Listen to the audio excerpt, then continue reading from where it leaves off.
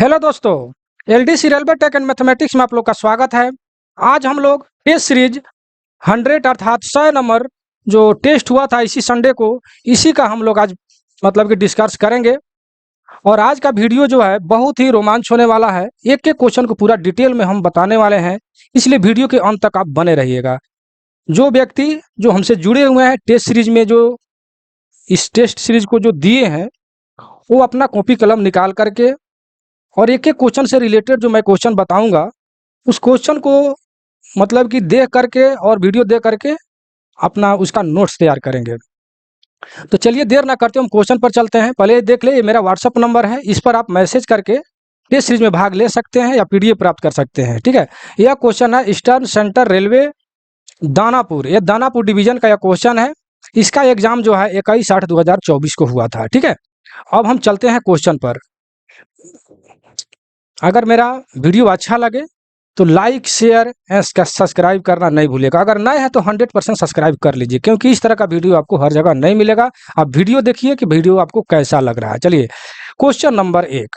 Question number 1 में क्या कर रहा है कि एलएचबी कोच की साइड वाल किससे निर्मित होता है। ठीक है, साइड वाल, तो साइड वाल और इंड वाल। ठीक है, तो हम इसके बारे में आपको पूरा एक एक क्वेश्चन को हम पूरा डिटेल में आपको हम बताने वाले हैं।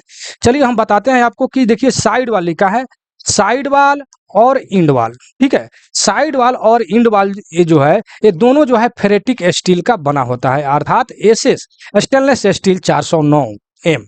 ठीक है, साइड वाल और इंड वाल किसका बना होता है, फेरेटिक स्टील का। ठीक है, और ये जो है स्टेनिक स्टील, ये जो है क्या क्या चीज इसका बना होता है, तो ये जो होता है जैसे छत, छत और फ्लोर। ठीक है, हम शॉर्ट कट लिखते हैं फ्लोर, और टॉयलेट का कटोरा। जो छत, जो रूफ, फ्लोर एंड टॉयलेट का कटोरा, ये तीन चीज जो है आपको स्टेनिक स्टील का बना होता है। ठीक है, स्टेनिक स्टील का, और फेरेटिक स्टील का जो है आपको साइड वाल तथा इंड वाल बना होता है। ठीक है, अब देखिए पहले मैं बता दूं तो उसके बाद में हम याद करने का तरीका आपको हम बताएंगे। अब देखिए एक आता है सोल बार। ठीक है, सोल बार किसका बना होता है, तो IRSM 41, जो आपको यहाँ पर बी नंबर में दो नंबर क्वेश्चन का बी नंबर दिया है, और 2 नंबर में क्वेश्चन भी कर रहा है कि एलएचबी कोच के अंडर फ्रेम क्रॉस मेंबर किससे निर्मित होता है, 2 नंबर का। ठीक है, तो IRMS 41 जिसे 16 बार जो है, 16 बार जो है IRSM 41, IRSM 41 का 16 बार बना होता है। और यहाँ जो आपके 2 नंबर में जो क्वेश्चन लिखा है एलएचबी कोच के अंडर फ्रेम में के क्रॉस मेंबर किसका बना होता है। ठीक है, तो देखिए क्रॉस मेंबर जो है, पहले ये देख लीजिए फिर हम 2 नंबर में डिटेल समझाते हैं। तो 1 नंबर में देखिए कि एलएचबी कोच का साइड वाल किसका बना होता है, तो साइड वाल तथा इंड वाल जो है फेरेटिक स्टील का बना होता है। और यहाँ पर देखिए कि roof, floor and toilet, toilet का जो कटोरा होता है यह बना होता है स्टेनिक स्टील का। ठीक है, और 16 बार जो है IRMS 41 का बना होता है। अब ये सवाल जो उठता है कि इसको हम याद कैसे करें, क्योंकि कंफ्यूज बहुत ज़्यादा होता है। तो देखिए साइड वाल, जैसे मान लें कि एक हम यहाँ पर एक कोंच बना दें, तो साइड वाल और इंड वाल को अगर जोड़ा जाए तो बहुत लंबा हो जाता है। ठीक है, तो इसमें देखिए याद करने का तरीका है, मैं ये नहीं कर रहा हूँ कि कहीं लिखा हुआ है, ट्रिक हमको बता रहे हैं। ठीक है, तो ये बहुत लंबा हो जाता है, अर्थात देखिए यहाँ पर फेरेटिक स्टील, फेरेटिक माने फिराना, घुमाना, और इसका जो है नंबर जो है भी ज्यादा है, 409 है। ठीक है, और रूफ एंड फ्लोर जो है, मान लीजिए फ्लोर ही हुआ तो ये छोटा हो गया। ठीक है, और रूफ भी अगर देखा जाए तो छोटा छोटा, लेकिन साइड वाल इंड वाल जोड़ा जाए तो ज्यादा होगा। तो रूफ एंड फ्लोर जो है इसका देखिए, इसका अंक जो है कम है, 304 है। ठीक है, स्टेनिक स्टील। इस तरीके से हमने याद किया, आप अपने हिसाब से जैसे याद करें याद कर लीजिए। ठीक है, और 16 बार जो है आपका क्या चीज बोलते हैं इसको, यानी IRMS 41 का यह बना होता है। ठीक है, 2 नंबर में क्वेश्चन में देखिए कि एलएचबी कोच का अंडर फ्रेम क्रॉस मेंबर किसका बना होता है। ठीक है, तो यहाँ भी देखिए कि IRMS 41 इसका आंसर दिया हुआ है, लेकिन आपको इसके जगह पर जो है कहीं कहीं आपको कार्टन स्टील भी मिलेगा। ठीक है, कार्टन स्टील। ठीक है, कार्टन स्टील, तो कार्टन स्टील भी मिलेगा। तो अगर IRMS 41 और कार्टन स्टील अगर दोनों ऑप्शन में साथ साथ रहे तो अब आप क्या कीजिएगा, तो IRMS 41 और कार्टन स्टील दोनों अगर साथ साथ ऑप्शन में रहे तो हम कार्टन स्टील को मारेंगे। ठीक है, ये बात ध्यान में रखिएगा। ठीक है, अगर कार्टन स्टील नहीं है तो अब जा करके हम 16 बार वाला जो जो IRMS 41 जो बना होता है 16 बार, उसको हम मार लेंगे। क्रॉस मेंबर के लिए, ठीक है, क्योंकि इसमें कार्टन स्टील ऑप्शन में नहीं है, ठीक है। तो इस हिसाब से आप काम करेंगे, जहां तक विश्वास है कि समझ गए होंगे। अब इसमें एक और छूटता है जो मैन्युफैक्चर वाला, कि यार्ड डैम्पर किसका बना होता है, यार्ड डैम्पर, ठीक है। तो यार्ड डैम्पर किसका बना होता है, यह बना होता है कास्ट स्टील का, ठीक है, कास्ट स्टील का यह बना होता है यार्ड डैम्पर, ठीक है, जो बोगी और कोच को जो है जोड़ता है, अंडर फ्रेम में लगा होता है, अंडर फ्रेम कोच से बोगी को जोड़ता है यार्ड डैम्पर, यह जो है आपको कास्ट स्टील का बना होता है। एक और क्वेश्चन पूछा जाता है कि व्हील डिस्क किसका बना होता है, तो ये जो है ग्रे कास्ट आयरन का बना होता है, ग्रे कास्ट आयरन का बना होता है, ठीक है।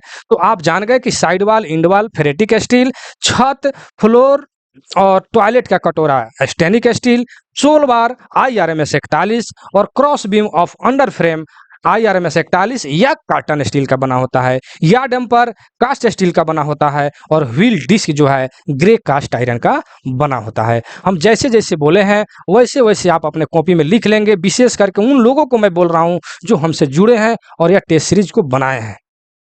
जैसे 2 नंबर क्वेश्चन अब लिखिएगा अपने ब्लू पेन से, उसके नीचे काला कलम से या अपने रंग को चेंज कर दीजिए रेड पेन से, नोट दे करके यहाँ पर, जैसे मान लीजिए यहाँ पर हमने क्वेश्चन लिखा, इसका आंसर हमने यहाँ पर लिख दिया, और जो रिलेटेड क्वेश्चन हम बता रहे हैं तो यहाँ पर अपना स्याही जो है चेंज कर लीजिए और नोट लिख दीजिए, नोट लिख करके जितना हम रिलेटेड क्वेश्चन हम बता रहे हैं उसको यहाँ नोट कर दीजिए। इससे सावधानी ये होता है कि जब भी अपना नोट्स पढ़िएगा तो कहने का तात्पर्य है कि उससे रिलेटेड क्वेश्चन जितना भी रहेगा वो आपके सामने आ जाएगा और आपका कंफ्यूज दूर हो जाएगा, ठीक है ना। यही है याद करने का तरीका, ठीक है। अब हम चलते हैं 3 नंबर क्वेश्चन में। 3 नंबर में क्या करें कि LHB कोच की सोल बार किससे निर्मित होता है, ठीक है। ये जो है थोड़ा सा टाइपिंग में गड़बड़, किसका निर्मित होता है, ठीक है। तो हमने ऊपर बताया IRMS 41 का सोल बार बनाया गया है, ठीक है। 4 नंबर में देखिए कि यार डैम्पर लगाया गया है, यार डैम्पर कहाँ लगाया गया है, तो यहाँ पर क्या लिखा है अंडर फ्रेम, ये जो है आपको बोगी एंड अंडर फ्रेम जो है उसको जो है जोड़ता है, यहाँ पर D नंबर में लिखा है फ्रेम एंड बोगी फ्रेम, ठीक है। जिसे हम फिगर बनाकर बता देते हैं कि यह एक कोच हो गया, यहाँ पर आपको जैसे कि बोगी लगा है, तो इसमें और इसमें बोगी और कोच के अंडर फ्रेम को जोड़ता है या डैम्पर, ठीक है, या लगाया जाता है, ठीक है। आप समझ गए होंगे। आगे बढ़ते हैं 5 नंबर क्वेश्चन में। 5 नंबर क्वेश्चन में क्या करें कि LHB कोच के इस्तेमाल किए जाने वाले ब्रेक सिस्टम का सिद्धांत क्या है। वो ब्रेक सिस्टम का सिद्धांत या पूछ रहा है, तो ब्रेक सिस्टम में जान ही रहे हैं कि LHB कोच में जो है ट्विन पाइप डिस्क ब्रेक होता है, ठीक है, जो कि यहाँ पर C नंबर में लिखा हुआ है twin pipe with disc brake air brake system. उसमें 2 पाइप होता है और उसके साथ में जो है डिस्क ब्रेक होता है, और यह प्रेशर जो है एयर से यानी हवा के प्रेशर से यह ब्रेक लगाया जाता है, ठीक है। अब चलते हैं 6 नंबर क्वेश्चन में। 6 नंबर क्वेश्चन में क्या करें कि LHB कोच में जो है 125 लीटर एयर टैंक का उपयोग किसके लिए किया जाता है, ठीक है। अब देखिए थोड़ा सा इसको ऊपर बढ़ा लेते हैं, ठीक है। तो LHB कोच में जो है देखिए इसके बारे में पूरा हम डिटेल बताते हैं कि 200 लीटर का एक टैंक होता है, ठीक है। नहीं, कूल जो है, कूल यहाँ एक नहीं लिखिए, कूल 200 लीटर का टैंक होता है। उसमें 2 टैंक होता है अलग अलग, एक होता है 125 लीटर का और एक होता है 75 लीटर का, ठीक है। 125 लीटर और 75 लीटर का, 125 और 75। तो 125 लीटर का जो मतलब कि टैंक होता है वो ब्रेकिंग पर्पज से लगाया जाता है, और 75 लीटर का जो टैंक होता है उसको टॉयलेट पर्पज के मतलब कि ये लगाया जाता है, ठीक है। तो टॉयलेट में भी प्रेशर का जरूरत होता है उसमें पानी वानी निकालने के लिए, ठीक है। तो वहां पर जो है एयर टैंक जो होता है 200 लीटर का टोटल होता है, जिसमें 75 लीटर का जो प्रयोग किया जाता है टॉयलेट के लिए, और 125 लीटर जो है ब्रेकिंग पर्पस के लिए उपयोग किया जाता है, किसमें, LHB में, ठीक है। अब यही चीज अगर ICF की बात करें, ICF का, तो इसमें जो है 200 लीटर का एक ही टैंक होता है, ठीक है। उसी से दोनों काम चलता है, टॉयलेट एंड और क्या बोलते हैं ब्रेकिंग के लिए, ठीक है। तो ये हो गया, आप समझ गए एयर टैंक जो होता है। तो हमको लग रहा है कि पूरा समझ गए होंगे। हम आगे बढ़ते हैं क्वेश्चन नंबर 7 में। क्वेश्चन नंबर 7 में कह रहा है कि किस अंतराल पर किसी कोच की गहन सफाई होता है, ठीक है, गहन सफाई, ठीक है। तो ये मंथली मतलब कि 1 मंथ पर होता है, लेकिन 1 मंथ पर बहुत सारे चीज ऐसा है जो 1 मंथ पर होता है, ठीक है। इसको आप हम कहेंगे कि आप कॉपी 100% निकाल लीजिए और लिख लीजिए, क्योंकि एक जगह ये चीज नहीं मिलेगा जो मैं आपको बताने वाला हूं, और बहुत ही इंपॉर्टेंट क्वेश्चन है जो कि ढूंढिएगा बहुत टाइम लग जाएगा। चलिए हम 1 नंबर में आप लिखिए, जैसे 1 नंबर में ही है कि कोच का, जैसे कि 7 नंबर लिख लिए, जैसे मान लेते हैं क्वेश्चन आपने लिख लिया, इसका आंसर आपने 1 मंथ लिख लिया, ठीक है। अब दूसरे नंबर में क्या करेंगे कि यहाँ पर नोट लिखेंगे, नोट लिख करके एरो बनाएंगे, और यहाँ रिलेटेड हम अभी जितना क्वेश्चन बोल रहे हैं उसको कॉपी में नोट करेंगे, ठीक है। तो किस अंतराल पर गहन सफाई किया जाता है, 1 मंथ पर। दूसरा नंबर में लिखिए कि कोच की पानी की टंकी की सफाई कितना दिन पर किया जाता है, ठीक है, पानी की टंकी की सफाई कितना दिन पर किया जाता है, तो ये भी जो है 1 महीना पर किया जाता है, ठीक है। 2 नंबर में लिखिए, 2 नंबर में कि मेटालिक कम्बोर्ड सूट की पेंटिंग का अंतराल क्या है।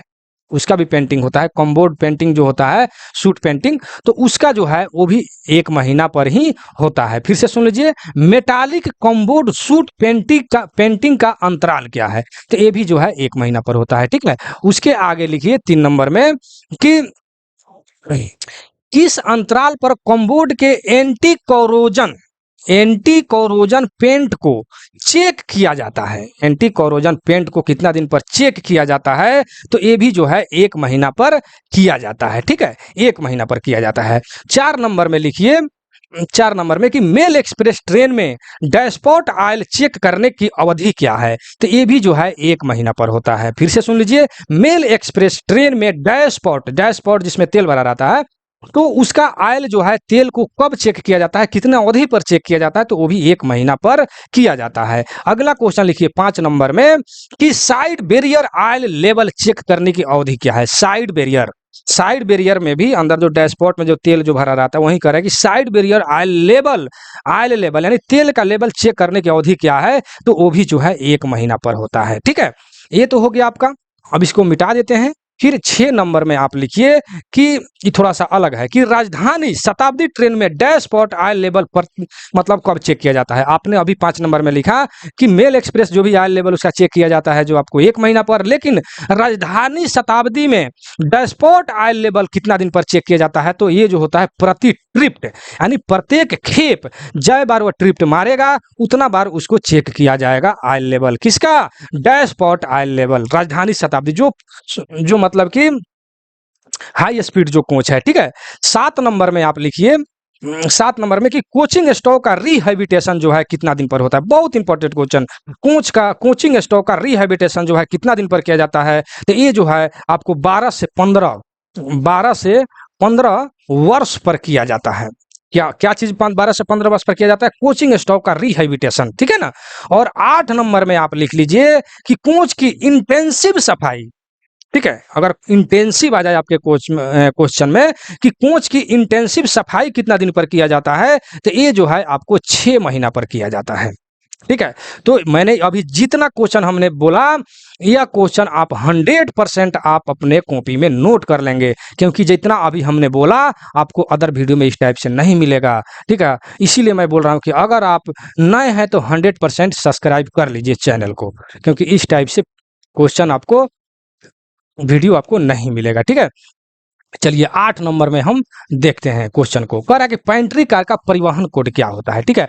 तो परिवहन कोड जो है इसको भी याद रखिए, परिवहन कोड जो है इसमें बहुत ज्यादा पूछा जाता है। तो हम पहले 1 नंबर में यहाँ पर लिखते हैं इन्फेक्शन कैरिज, ठीक है, इन्फेक्शन वाला। तो इन्फेक्शन कैरिज आप लिख लीजिए, ठीक है ना। हम बोलते हैं 1 नंबर में इन्फेक्शन कैरिज, तो इन्फेक्शन कैरिज का ट्रांसपोर्टेशन कोड होता है RA, ठीक है, RA, ठीक है। 2 नंबर में लिखिए पेंट्री कार जो आप में लिखा हुआ है, ठीक है। तो पेंट्री कार का होता है WCB, ठीक है, WCB। 3 नंबर में आप लिखिए कि फर्स्ट क्लास AC, 3 नंबर में लिखिए फर्स्ट क्लास AC का क्या होता है, तो फर्स्ट क्लास AC का होता है FAC, ठीक है, फर्स्ट क्लास AC का 2 टियर, ठीक है। चार नंबर में लिखिए टू टीयर। तो टू टीयर का होता है आपको CW, ठीक है। अब देखिए इसमें AC लगा देंगे तो AC यहाँ पर लिख दीजिएगा, तो ACCW, ACCW, ठीक है। तो टू टीयर मैंने यहाँ पर टू टीयर का CW होता है, ठीक है। AC लगा दीजिएगा तो मतलब AC हो जाएगा, ठीक है। उसके बाद में थ्री टीयर आता है, ठीक है। इतना लिख लिया, हम इसको मिटाते हैं, ठीक है। 5 नंबर में, ठीक है। थ्री टीयर, तो थ्री टीयर का होता है CN, ठीक है। थ्री टीयर का होता है CN, ठीक है। अब CN में अगर आप यहाँ AC लगा दीजिएगा तो ACCN, अर्थात थ्री टीयर AC हो जाएगा। यहाँ पर जो है मतलब कि CZ लगा दीजिएगा, CZ तो चेयर कार हो जाएगा, ठीक है। S लगा दीजिएगा तो स्लीपर हो जाएगा, स्लीपर थ्री टायर हो जाएगा, समझ रहे हैं ना। तो आप केवल थ्री टायर का याद रखिए कि CN होता है, ठीक है। थ्री टायर का CN होता है।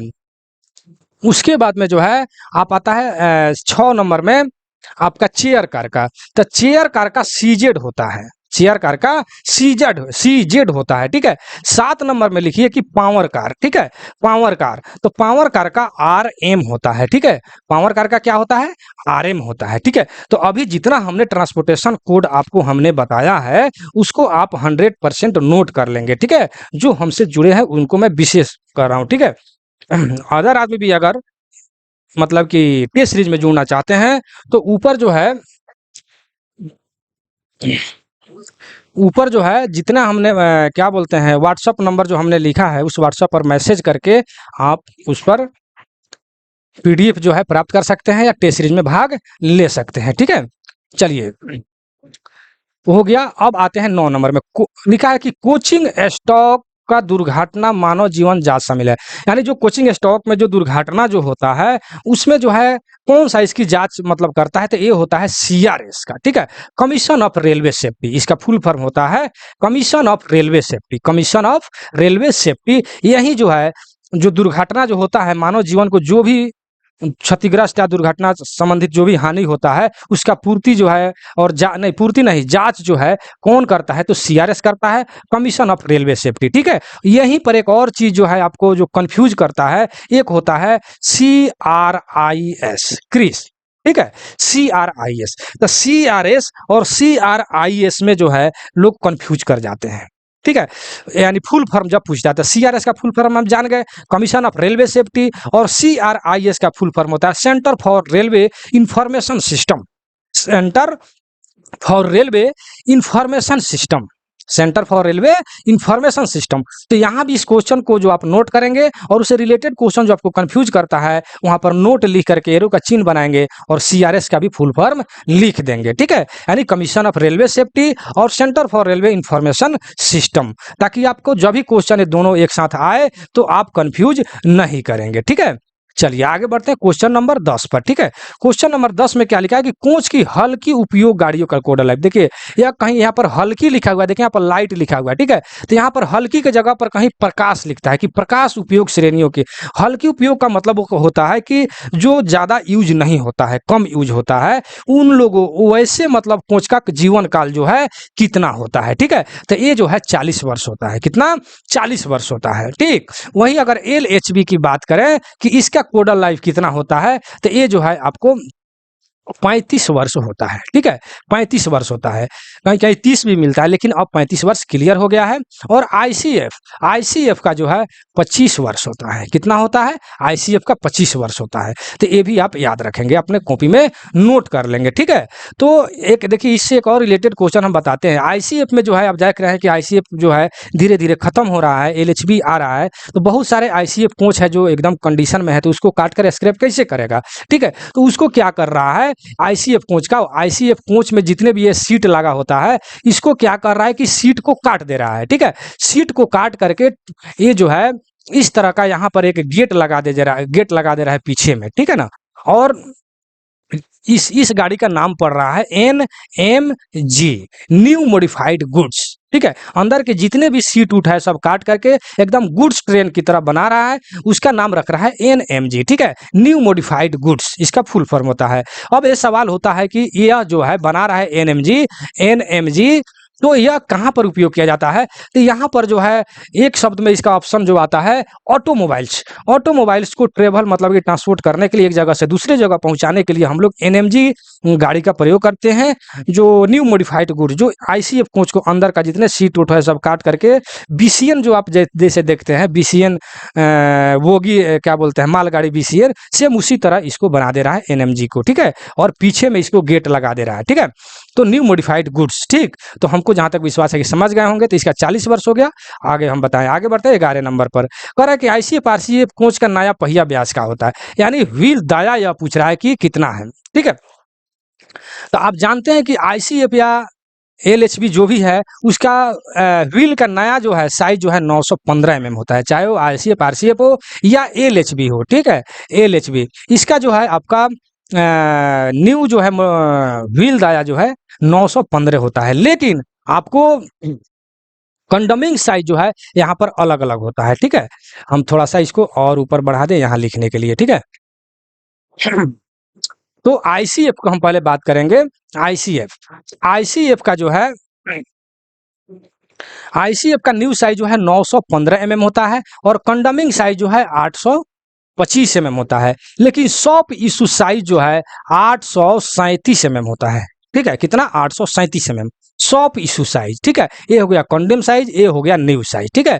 तो सॉप इशू साइज 837 होता है, लेकिन आप जानते हैं कि आपके क्या बोलते हैं वर्कशॉप में 835 34 तक भी लोग इशू करता है, लेकिन हमको थ्योरिकल से मतलब है, थ्योरिकल से ही आपको क्वेश्चन आएगा। तो उसमें 837 सॉप इशू है, उससे कम को हमको अलाउ नहीं है इशू करने का, यानी दया को, ठीक है।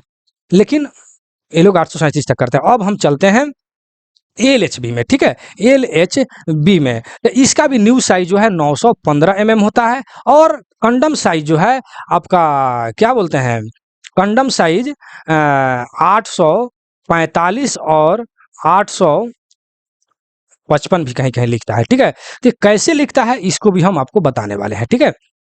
थोड़ा इसे मिटा दें। यहाँ पर होता है वेव थिकनेस, ठीक है। वेव थिकनेस, तो अगर wave thickness 17 plus plus minus मतलब कि अगर 3 है, ठीक है, तो आपको जो है अगर ये देखिए यहाँ पर अंक अगर ज़्यादा है तो यहाँ पर 8, यहाँ पर कम वाला होगा 845। यहाँ पर जो है 14 प्लस माइनस अगर 3 है तो 855 होगा। ये कंडमिंग साइज एलएचबी के लिए, ठीक है। एलएचबी के लिए वेव थिकनेस अगर 17 प्लस 3 है तो 845 और 14 प्लस माइनस 3 है तो 855, ठीक है। तो इस तरह करके होता है, लेकिन अगर दोनों ऑप्शन में आ जाए वेव थिकनेस नहीं दिया हुआ है तो 855 मारेंगे, ठीक है। अगर दोनों ऑप्शन में नहीं है, कोई एक ही दिया है 855 या 845, तो कोई आप जान ही रहे हैं कि वो दिएगा तो आप मार देंगे, ठीक है। अब हम चलते हैं आगे। आगे देखिए यहाँ पर क्या बोलते हैं 12 नंबर क्वेश्चन में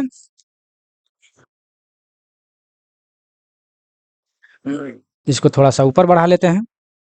12 नंबर में क्या कि आईसीएफ कोच के वायु जलाशय मतलब एयर टैंक की क्षमता। तो हम अभी अपने बताया कि आईसीएफ में एयर टैंक जो है 200 लीटर का एक ही टैंक होता है, ठीक है, एक ही टैंक होता है। लेकिन एलएचबी में जो है 200 लीटर का टोटल होता है, जिसमें 2 पार्ट होता है। एक होता है 125 लीटर का, एक होता है 75 लीटर का। जो 125 लीटर वाला को हम ब्रेकिंग पर्पज से यूज करते हैं और 75 लीटर वाला को हम टॉयलेट पर्पज से यूज करते हैं, ठीक है ना। तो एलएचबी में 200 लीटर का भी होता है, लेकिन 2 टैंक अलग अलग होता है। और इसमें आईसीएफ में जो एक ही टैंक जो है 200 लीटर का होता है, जो ऊपर भी हमने बताया है, ठीक है। आगे बढ़ते हैं 13 नंबर क्वेश्चन में। 13 नंबर क्वेश्चन में क्या है कि ट्विन पाइप सिस्टम में एयर का दबाव कितना होता है। ट्विन पाइप में, ट्विन पाइप जो है, ट्विन पाइप उसे कहा जाता है जिसमें एफपी यानी बीपी एंड एफपी दोनों हो, break pipe and feed pipe, ठीक है, उसको तो हम ट्विन पाइप कहते हैं, ठीक है। तो उसमें एयर का मतलब एयर का जो मतलब क्या बोलते हैं एक्जुलरी रिजर्वायर का जो प्रेशर होता है वो कितना होता है। तो हम सबका यहाँ पर प्रेशर लिख देते हैं। एयर का जो होता है यहाँ पर दिया है यहाँ पर बी नंबर में 6 kg पर सीएम स्क्वायर होता है, ठीक है। और बीपी का मतलब ब्रेक पाइप, ब्लड प्रेशर आप नहीं समझिएगा, बीपी यानी ब्रेक पाइप। तो ब्रेक पाइप का 5 kg होता है, ठीक है। और एफपी यानी फीड पाइप का, इसका भी 6 केजी पर सीएम स्क्वायर होता है। और सीआर यानी कंट्रोल रिजर्वायर, इसका भी 5 केजी पर सीएम स्क्वायर होता है। ठीक है, तो बीपी एंड सीआर का 5 केजी होता है, एफपी एंड एआर का 6 केजी पर सीएम स्क्वायर होता है। ठीक है, तो रिलेटेड जितने क्वेश्चन है क्वेश्चन को लिखेंगे, फिर यहाँ नोट दे करके अपना कलम का स्याही चेंज करेंगे और रिलेटेड क्वेश्चन जितना है उसको नोट कर लेंगे। ठीक है, अब हम चलते हैं 14 नंबर क्वेश्चन में। नेक्स्ट क्वेश्चन 14 है। यहाँ तक अगर वीडियो में बने हैं तो एक बार लाइक कर दीजिए, शेयर कर दीजिए, कमेंट सेक्शन में जरूर लिखिए कि आप जो है क्या बोलते हैं, कैसा मतलब कि वीडियो लगा। ठीक है, चलिए आगे बढ़ते हैं 14 नंबर क्वेश्चन में। 14 नंबर में कह रहा है कि मूल स्टेशन पर मेल एक्सप्रेस के लिए ब्रेक पावर प्रतिशत कितना होता है। ठीक है, तो ये जो है 100% होता है। कितना होता है? 100% होता है। इसको भी ध्यान रखें। मूल स्टेशन, ओरिजिनेटिंग स्टेशन या पूछ रहा है, एक मिनट। तो ओरिजिनेटिंग स्टेशन जो होता है वहां पर जो है 100% ही होता है। ठीक है, कितना होता है? 100%। सी नंबर में जो आप देख रहे हैं ओरिजिनेटिंग स्टेशन पर। आगे बढ़ते हैं। Correct, cut off angle curve को फिट किया गया है। तो कट ऑफ एंगल कर्व को जो है बीपी और एफपी दोनों में फिट किया गया है। कट ऑफ एंगल कर्व को आप जानते हैं, जिसे मान लेते हैं कि यह एक कोच हो गया, यहाँ पर देखते हैं कि होज पाइप लटका रहता है और यहाँ पर जो है कट ऑफ एंगल कर्व लगा रहता है। ठीक है, तो यहाँ पर बीपी और एफपी दोनों में, जैसे कि ये जो पाइप जो है एक बीपी का है ब्रेक पाइप का और एक एफपी का है यानी फीड पाइप का है। ठीक है, तो दोनों में जो है यह जो है आपको कट ऑफ एंगल को फिट किया गया है। ठीक है ना, ध्यान रखेंगे। तो एफपी एंड बीपी बोथ यानी सी इसका हो जाएगा आंसर। 16 नंबर क्वेश्चन में अब चलते हैं। 16 नंबर क्वेश्चन में आपको कह रहा है कि एलएचबी कोच के लिए एकल कार परीक्षण वायु रिसाव दर से अधिकतम नहीं होना चाहिए। मतलब एकल कार परीक्षण जो है, सिंगल कार जो है टेस्ट रिंग जो आता है, सिंगल कार जो टेस्ट कर रहे हैं उसमें रिसाव कितना से अधिक नहीं होना चाहिए? तो 0.2 केजी पर सीएम स्क्वायर से अधिक नहीं होना चाहिए। बहुत इंपॉर्टेंट क्वेश्चन है, यह बार बार क्वेश्चन रिपीट किया जाता है। ठीक है ना, इसको आप ध्यान में रखेंगे। कहीं कहीं ये भी मिलता है कि 0.25, ठीक है, 0.25 भी यहाँ पर रहता है। ठीक है, तो 25 जो है आपको गुड्स के लिए हो जाता है, गुड्स के लिए 0.25। ठीक है ना, लेकिन यहाँ पर आपसे क्वेश्चन में जो है आपको कोचिंग स्टॉक से किया है, एलएचबी से किया है, तो यहाँ पर होता है 0.2 केजी पर सीएम स्क्वायर पर मिनट। ठीक है, 17 नंबर में देखिए कि ब्रेक के साथ असंवेदनशील परीक्षण के दौरान ब्रेक लागू नहीं होना चाहिए। तो ये है 60 सेकेंड। ठीक है, कितना है? 60 सेकेंड। इन 60 सेकेंड इसमें होता है, आपको हम बताते हैं कि इसमें होता है एक सेंसिटिविटी टेस्ट और एक होता है इनसेंसिटिविटी टेस्ट। ठीक है, तो यहाँ पर देखिए सेंसिटिविटी टेस्ट, यहाँ पर आप लिख लीजिए सेंसिटिविटी टेस्ट। ठीक है, ऊपर लिख दीजिए सेंसिटिविटी टेस्ट। ठीक है, तो सेंसिटिविटी टेस्ट में क्या होता है, 0.06 केजी पर सीएम स्क्वायर इन 6 सेकेंड जो आप इसमें दिया हुआ है। ठीक है, इन 6 सेकेंड, यहाँ पर एस लिख देते हैं हम, 6 सेकेंड, 0.6 केजी पर सीएम स्क्वायर इन 6 सेकेंड। ठीक है, इसमें क्या होता है कि इसमें ब्रेक लगना चाहिए, लिख लीजिए यहाँ पर, इसमें ब्रेक जो है लगना चाहिए। ठीक है, और असंवेदनशील, कौन सा इसमें क्या क्वेश्चन किया है? असंवेदनशील। ठीक है, तो असंवेदनशील जिसमें ब्रेक नहीं लगना चाहिए, इसको इनसेंसिटिविटी टेस्ट कहते हैं। तो सेंसिटिविटी टेस्ट में ब्रेक लगना चाहिए और इनसेंसिटिविटी टेस्ट में ब्रेक नहीं लगना चाहिए। ठीक है, तो सेंसिटिविटी टेस्ट और इनसेंसिटिविटी टेस्ट। इनसेंसिटिविटी टेस्ट का मतलब होता है असंवेदनशील परीक्षण। ठीक है, जो आपके क्वेश्चन में है। ठीक है, तो सेंसिटिविटी टेस्ट में क्या होना चाहिए? 0.6 केजी पर सीएम स्क्वायर इन 6 सेकेंड। ठीक है, जिसमें ब्रेक लगना चाहिए। ठीक है, और 2 नंबर में आप लिखिए इनसेंसिटिविटी टेस्ट। तो इसमें क्या होता है कि 0.3 केजी पर सीएम स्क्वायर इन 60 सेकेंड होता है। ठीक है ना, इन 60 सेकेंड इसमें ब्रेक नहीं लगना चाहिए। ठीक है ना, तो क्या बोलते हैं, कंफ्यूज जो को होता है, कहाँ होता है, यहाँ पर 0.6 केजी और 0.3 केजी याद रहता है, लेकिन यहाँ पर 60 सेकेंड और 6 सेकेंड में कंफ्यूज हो जाता है। तो ध्यान रखिएगा, जिसमें 6 केजी है उसमें 6 सेकेंड होगा, माने 0.6 केजी उसमें 6 सेकेंड, और जिसमें 3 है उसमें 60 होगा।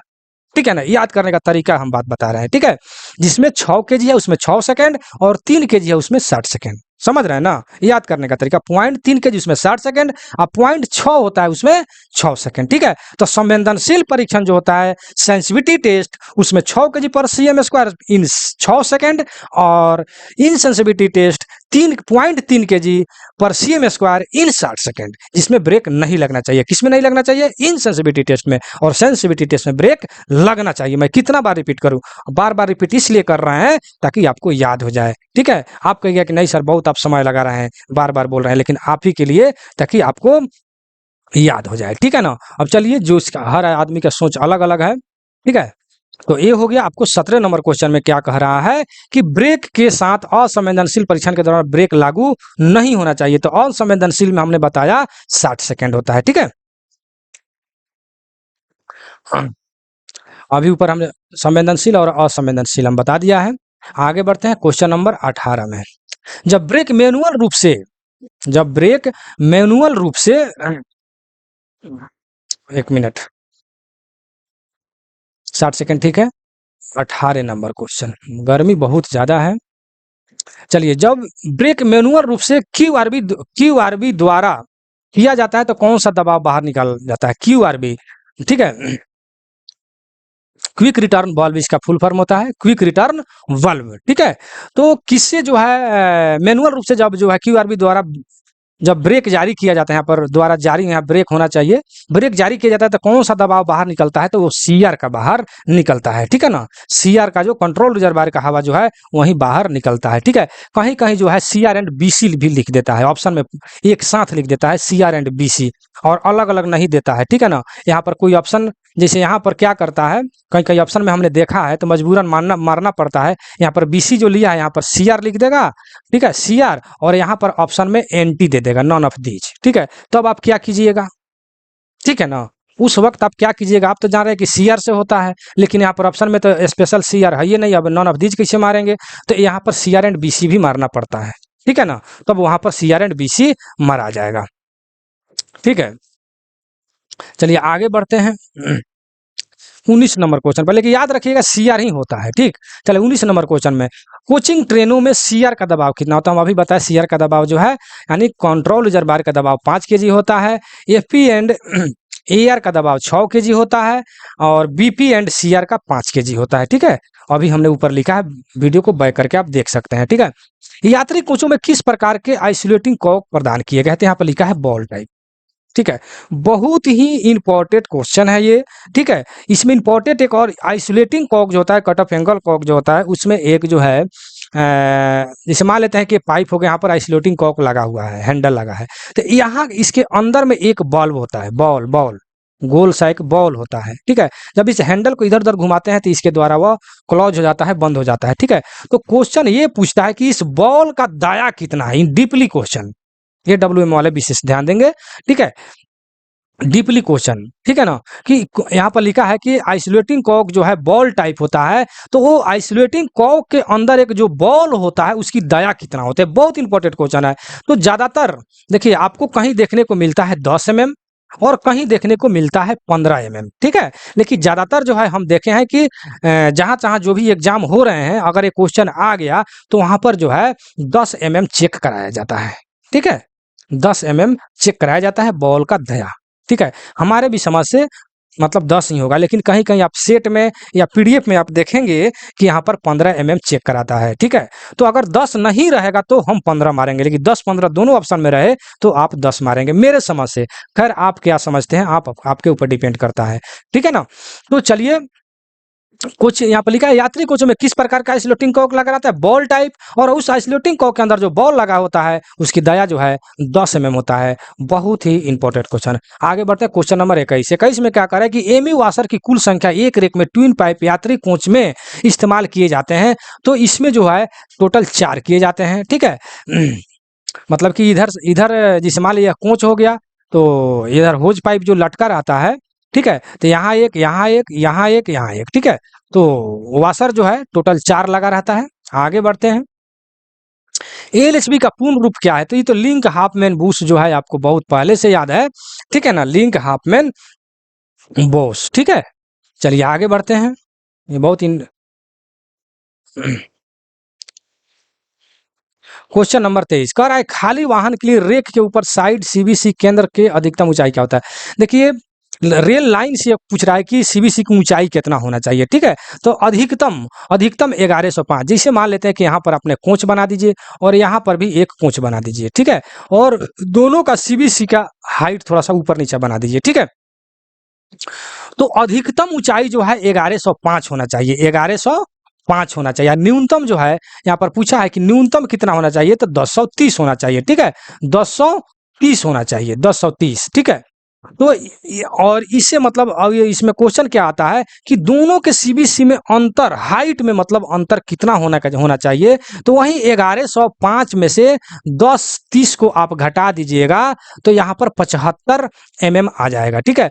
तो क्वेश्चन आता है कि जो सीबीसी होता है centre buffer coupler, CBC centre buffer coupler, तो दोनों गाड़ी जो है कोच जो है वो जो बफर जो जुड़ रहा है मतलब कि सीबीसी जो जुड़ रहा है तो उसमें जो है कितना से अधिक अंतर नहीं होना चाहिए, हाइट में कितना से अंतर अधिक नहीं होना चाहिए, तो 75 mm से अधिक नहीं होना चाहिए, क्योंकि अधिकतम 1105 है और न्यूनतम जो है 1030 है, दोनों को घटाने पर 75 mm आ रहा है, ठीक है। तो ये आपको समझने के लिए हमने बता दिया, ठीक है। नहीं तो रटने वाला जो है रटेगा कि हाँ 75 में 75 आया कहाँ से, ये नहीं समझ पाएगा।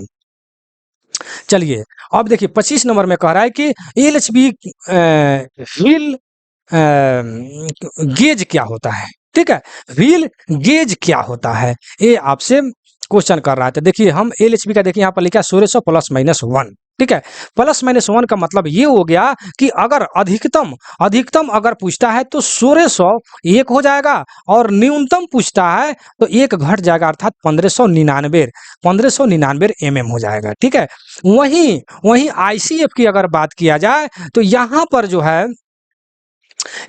है आईसीएफ में जो है यहाँ पर होता है 1600 +2 -1 होता है, +2 -1 होता है, अर्थात वैगन में भी आईसीएफ और गुड्स में भी यही हाल होता है, ठीक है। 1600 +2 -1 होता है, ठीक है। तो 1600 +2 का मतलब हो गया कि अगर अधिकतम पूछता है तो 1602 हो जाएगा, न्यूनतम पूछता है तो 1599 हो जाएगा, समझ रहे हैं ना। तो आईसीएफ और गुड्स के लिए, ठीक है। तो अधिकतम 1602 हो जाएगा, न्यूनतम 1599, 1600 +2 -1 होता है व्हील गेज, ठीक है ना, आईसीएफ के लिए। और एलएचबी के लिए 1600 +-1 होता है, जो आपको यहाँ पर हमने समझाया, ठीक है। तो पूरा डिटेल में है, आप उसको कॉपी में नोट कर लेंगे, ठीक है। आगे बढ़ते हैं, कर व्हील एलएचबी व्हील का व्हील व्यास अभी हमने ऊपर बताया है कि 915 होता है और कंडमिंग ऊपर भी हमने बताया 845 855 किस स्थिति में होगा, वेब थिकनेस कम रहेगा बेसी रहेगा। आप अगर वीडियो लगातार देख रहे हैं तो आप सुन लिए होंगे, जो नहीं देखा वीडियो को बैक करके करेंगे। 27 नंबर एलएचबी कोच में किस प्रकार के रोलर बेरिंग का उपयोग किया जाता है, बहुत ही इंपॉर्टेंट क्वेश्चन है, ठीक है। तो एलएचबी कोच में एलएचबी और गुड्स ये दोनों में जो है सीटीआरबी का प्रयोग किया जाता है, सीटीआरबी का प्रयोग किया जाता है, अर्थात कार्टिज टेपर रोलर बेरिंग का प्रयोग किया जाता है, ठीक है। लेकिन वहीं जो है आईसीएफ में जो है इसमें जो है double row spherical roller bearing का प्रयोग किया जाता है, ठीक है, लिख लीजिएगा। एलएचबी और गुड्स में जो है आपको सीटीआरबी का प्रयोग किया जाता है, जबकि आईसीएफ में double row spherical roller bearing का प्रयोग किया जाता है, ठीक है। अब हम यहाँ पर डिटेल में हम बता रहे हैं, तो डिटेल में आप सुन लीजिए कि एलएचबी पहले लिख लीजिए। एलएचबी में जो सीटीआरबी जो होता है, सीटीआरबी रुकिए फिर से इसको लिखते हैं। एलएचबी में किसका प्रयोग होता है, सीटीआरबी कार्टिज टेपर रोलर बेरिंग, ठीक है। तो इसमें जो है दो कंपनी का बेरिंग आता है, एक आता है एसकेएफ और एक आता है टिमकेन, ठीक है, टिमकेन कंपनी का, ठीक है। तो इसमें एलएचबी में जो एसकेएफ कंपनी का जो होता है उसमें जो है 455 ग्राम ग्रीस का प्रयोग किया जाता है और टिमकेन में जो है 350 ग्राम ग्रीस का प्रयोग किया जाता है। बहुत इंपॉर्टेंट क्वेश्चन है, क्वेश्चन पूछता है बार बार, इसीलिए हम आपको लिख दिए और वहां पर आपका कंफ्यूज दूर करने के लिए इससे रिलेटेड, जिसको फिर मैं रिपीट कर रहा हूँ कि जो मुझसे जुड़े हैं वो 100% इसको लिखेंगे, तभी आपका मार्क्स बढ़ेगा। बहुत लोग ऐसे हैं कि जिसका नंबर जो है 25-30 नंबर आ रहे हैं, जो न्यू ज्वाइनिंग है, ठीक है ना। तो वहाँ पर जो है उन लोगों को हम कहेंगे कि आप 100% इसको नोट कीजिए, ताकि इस तरह कन्फ्यूज आप नहीं करेंगे। ज़्यादा आपका जल्दी आपको नंबर ऊपर बढ़ाना है तो रिजल्ट अभी जारी किए हैं, पूरा 100 तक ले आप देख सकते हैं, ठीक है।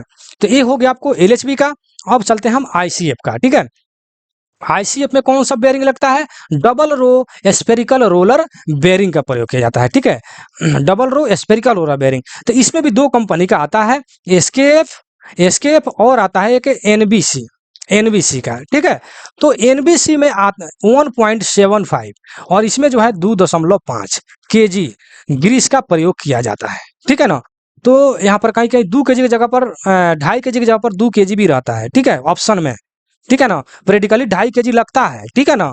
तो ऑप्शन में कहीं 2.5 केजी और 2 केजी दोनों भी रहता है, कहीं अकेला भी रहता है, ठीक है। तो आप थ्योरिकल के हिसाब से चलेंगे, ठीक है, 2.5 केजी ही मारेंगे, अच्छा रहेगा मेरे समझ से। और एनबीसी में जो 1.75 यानी 2 केजी ग्रीस का प्रयोग किया जाता है। और आता है क्वेश्चन कि ग्रीस ग्रीस जो प्रयोग किया जाता है वो कौन सा ग्रीस होता है? तो लिथियम बेस ग्रीस का हम लोग प्रयोग करते हैं। कौन सा ग्रीस का प्रयोग करते हैं? लिथियम बेस ग्रीस का हम लोग प्रयोग करते हैं, ठीक है ना। याद रखिएगा मेरे भाई।